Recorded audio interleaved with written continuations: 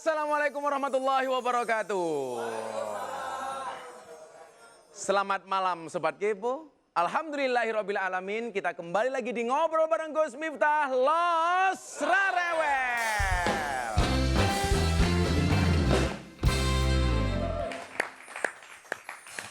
Malam hari ini kita akan membicarakan tentang perjalanan sukses seseorang dalam kehidupan, rezeki, jodoh, takdir adalah kuasa dari Allah Subhanahu wa taala. Namun kita sebagai manusia tidak bisa mengharapkannya tanpa adanya usaha dari diri kita sendiri untuk menjemput titipan Allah Subhanahu wa taala. Sebab tidak ada yang tidak mungkin bagi Allah. Apapun yang kamu inginkan selama Allah berkehendak pasti mungkin. Saya doakan, 1, kamu kaya, amin. 2, istrimu cantik, amin. 3, wajahmu jadi cakep, ngimpi. Enak amat. Allah Subhanahu wa taala berfirman di dalam surat Ar-Ra'd ayat 11. Bismillahirrahmanirrahim. Innallaha la yughayyiru ma biqaumin hatta yughayyiru ma bi anfusihim. Yang artinya adalah sesungguhnya Allah tidak pernah mengubah keadaan sebuah kaum sampai mereka mengubah keadaan diri mereka sendiri. Ini artinya apa? Allah memberikan kesempatan bagi kita untuk merubah nasib kita. Allah akan mengubah keadaan manakala kita menanggalkannya hawa nafsu dalam diri kita. Kenapa? Kadang-kadang kita itu nggak bisa sukses karena hanya untuk memperturuti hawa nafsu. Sebenarnya Allah pengen mengubah nasib kita, tetapi nafsu kita terlalu besar. Tentu ini harus kita upayakan sungguh-sungguh, bukan sekedar kemauan untuk berubah saja. Jauh daripada itu, kita mengubah sampai ke tahap yang tidak bisa dijangkau secara kasat mata, yaitu mengalahkan hawa nafsu. Kita butuh sungguh-sungguh untuk bisa merubah nasib kita, bahkan harus sampai hati. Maka jika Allah menghendaki, tidak ada yang bisa menghalangi keinginan Allah untuk mengubah makhluknya. Orang sedunia menolak, Allah menginginkan, tetap saja kita bisa kaya. Orang sedunia mendukung, Allah tidak berkehendak, tetap saja kita tidak bisa kaya. Kalau kita mau berubah, kita cukup berurusan dengan hawa nafsu kita. Dan Allah memperbaiki seluruh semesta insan yang kita lainnya. Lahir dan batin. Tak ada yang sulit jika Allah memudahkan. Tidak ada yang berat jika Allah meringankan. Dan tak ada yang mampu melawan jika Allah berkehendak. Maka malam hari ini kita akan menyaksikan profil 2 tokoh muda yang ketika kemudian Allah berkehendak, tidak ada yang tidak mungkin bagi Allah. Siapa dia? Kita lihat profilnya. Ini dia, Gilang Widya Pramana beserta Sandi Purnamasari.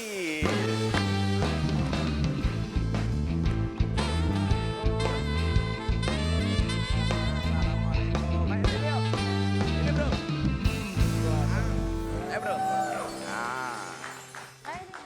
Loh, pasangan serasi. Cowoknya cakep, istrinya cantik. Tapi kalau kamu besok berlaku teorinya anaknya Nabi Adam. Anaknya Nabi Adam tuh ya cowoknya cakep, istrinya jelek. Kalau cowoknya jelek, istrinya cantik. Kan wajah kamu jelek. Nah, insya Allah besok istri kamu remuk.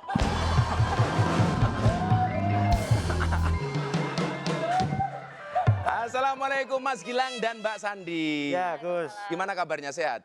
Baik, Bang. Sehat Gus, boleh dibuka Gus? Oh boleh, untuk kamu apa sih yang enggak? Ya. Iya, gitu loh. Kelihatan kan, oh, serasi banget kan mereka itu loh. Serasi banget, kayak kalian berdua lah serasi.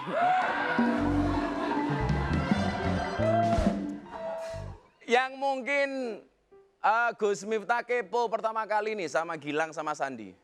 Penasaran banget bagaimana cerita awal mulai terbentuknya nama Juragan 99. Wah.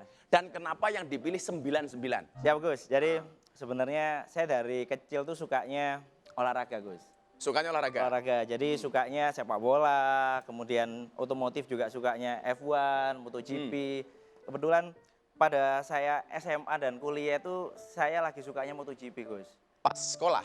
Pas SMA dan kuliah. Oke. Sukanya nonton MotoGP dan ada salah satu pembalap favorit saya, itu namanya Jorge Lorenzo. Jorge Lorenzo. Dengan nomor balap 99. Sorry kita musuh, aku Valentino Rossi. Wah, tapi lebih juara Jorge Lorenzo. Oh begitu ya? Iya Gus. Kok kamu gak mau kalah sih?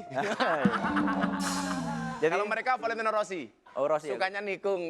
Ah. Terus karena Joger Lorenzo nomor 99. Yes, jadi setelah itu pada waktu saya kuliah, saya juga memutuskan punya usaha Gus. Kuliah udah punya usaha. Punya usaha cucian motor, namanya Lorenzo Snow Wash 99. Lorenzo Snowas Snowas 99. Jadi- Karena ngefans sama Lorenzo ya. Karena ngefans dari Lorenzo. Jadi nama Juragan 99 itu sudah melekat di saya sejak saya mendirikan bisnis pertama kali cucian motor itu dan pada waktu saya kuliah.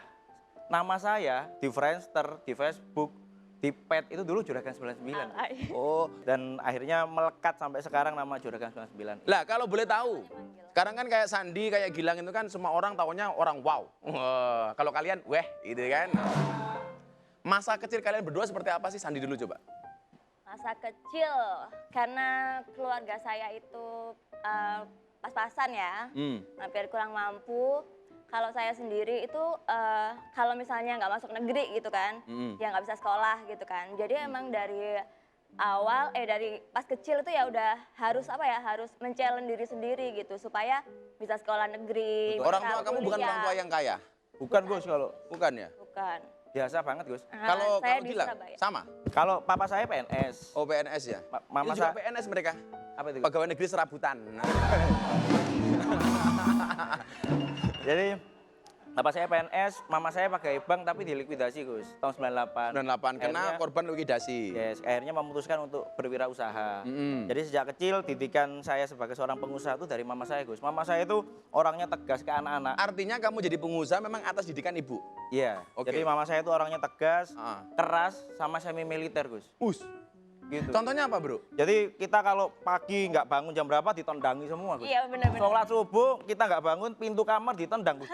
Duar gitu Gus. Sama matanya mama saya udah meninggal Gus. Oh kemana covid ya? Nah, Covid. Husnul khotimah untuk mama insya Allah. Amin. Amin. Jadi jadinya didikan usaha itu dari orang tua terutama mama ya? Ya, sejak usia SMA saya sudah punya mimpi Gus. Mimpinya apa? Banyak. Mimpi yang saya cita-citakan tuh pasti saya tulis. Contoh, pada waktu itu, mimpi saya pasti pengen punya sepeda motor. Ditulis itu? Ditulis. Nanti ketika itu sudah tercapai, kita checklist. Oke. Naik lagi, pengennya punya mobil. Mobil. Mobilnya udah tercapai, checklist lagi, naik lagi punya Ferrari. Ferrari. Terus gitu ya? Terus, Gus. Oke. Nah apa benar sih dulu si Gilang itu pernah bekerja sebagai freelance? Iya, Gus. Jadi, Bahkan katanya menjadi karyawan bank swasta. betul. Jadi, kuliah, karena emang saya didikan orang tua, kamu kalau pengen beli sesuatu, wajib kerja apapun, pokoknya halal. Jadi, saya punya kemampuan sebagai tour leader, Gus. Oke. Kayak guide gitu? Guide. Jadi weekend, Sabtu Minggu, saya mesti keliling di travel-travel yang di Malang itu sebagai pemandu wisata. Dari situ Oke. per harinya ada yang bayaran 75, 150 ribu. Tahun berapa itu bro? 2008 Gus. Ah.